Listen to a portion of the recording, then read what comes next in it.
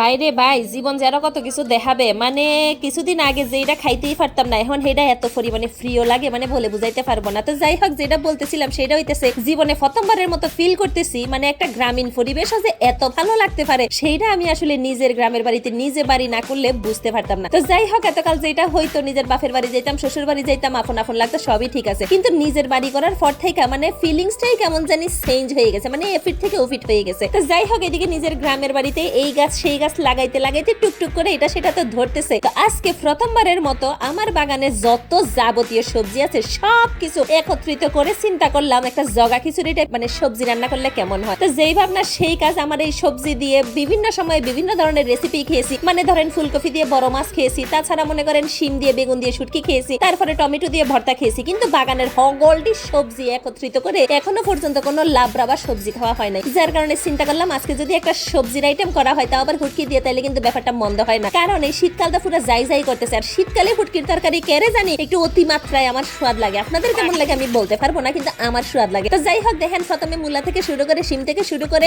বাইগন থেকে শুরু করে, টক বাইগন থেকে শুরু করে, হগল কিছু যা আছে বাগানের সবকিছু টাইনা তুইলা নিয়ে আইসা পরিষ্কার পরিচ্ছন্ন কইরা ধুইয়ে এগুলার টুকরা টুকরা করে নিতে। তো যেহেতু হুটকির তরকারি রান্না করবো, হুটকির তরকারির মধ্যে সবজিগুলা কাটতে হয় সবগুলা একই রকম একই সাইজ করে। এই জিনিসটা আমার শাশুড়ি আমাকে শিখিয়ে দিয়ে গিয়েছিল। তো যাই হোক, এদিকে মোটামুটি সব জিনিসই আমার বাগানে নিয়েছি, শুধুমাত্র একটা জিনিস ছাড়া, সেইটা কি আপনাদেরকে বলতে হবে। তো এদিকে দেখেন আমার কুত্তাটা সুন্দর করে শস্যা বেড়ায় আমার বাগানগুলারে। তো যাই হোক, এদিকে আমার প্রিপারেশন মোটামুটি শেষ পর্যায়ে চলে এসেছে। সবজিগুলা কাটাকুটি করে, ময় মশলা যেগুলো আছে সেগুলো কাটাকুটি করে নিলাম। আমার শুটকির তরকারির মূল উপাদান আমার মনে হয় এই রসুন, আর রসুনের মধ্যে যদি হয় দেশি রসুন তাইলে তো কোনো কথাই নাই। তো আমি আজকে যেইভাবে শুটকির তরকারিটা সবজি দিয়ে রান্না করব সেটা ঠিক এইভাবে, অল্প পরিমাণে পেঁয়াজ কাঁচামরিচ আমার বাগানের আর রসুনগুলা দিয়ে সুন্দর করে যে পোয়া শুটকি আছে সেইগুলারে সুন্দর লাইরা সেটা বেশি পরিমাণে না ভাজা অবস্থায় পানি দিয়ে দিব।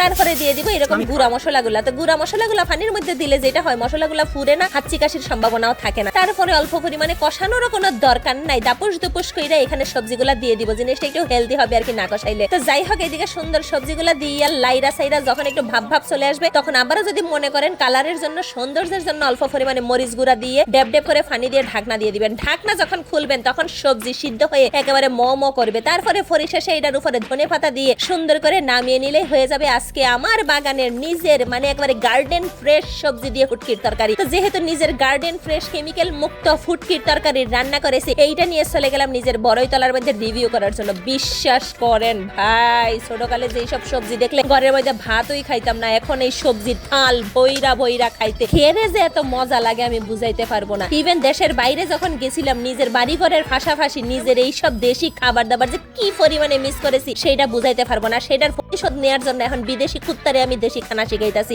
বুঝতে পারছেন তো ব্যাপারটা? তো যাই হোক, আমার সবজি আমার তো স্বাদ লেগেছে, এই বিদেশি কুত্তাটারও স্বাদ লেগেছে। তো এই ধরনের রেসিপি আমার ভিডিওতে তো আপনারা সচরাচর দেখে থাকেন, সামনেও দেখবেন। দেখা হইতেছে পরবর্তী ভিডিওতে। সে পর্যন্ত সবাই খুব ভালো থাকবেন। Tata, good bye.